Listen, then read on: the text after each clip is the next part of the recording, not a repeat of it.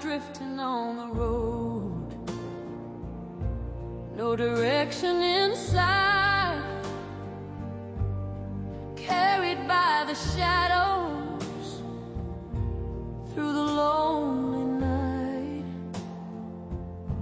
There was emptiness inside, a heart full of stone. No one cared to reach me. I was all alone, and the world felt so heavy, and the days dragged on. Hopelessness was leading me, singing its sad song. But then I met Jesus, my Savior, my guide.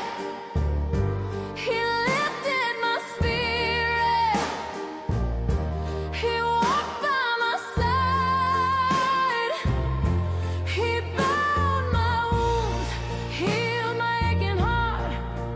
With His love, He gave me a brand new start. Now I'm happy, I'm full of joy and peace. In the light of His grace, my sorrows have ceased. I remember the mornings when the sun wouldn't shine,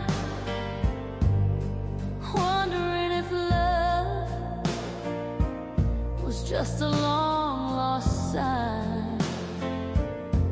I searched in the silence, but found nothing there. Then He whispered softly, found my burdens to share. Through the darkest valleys, He brought me to light.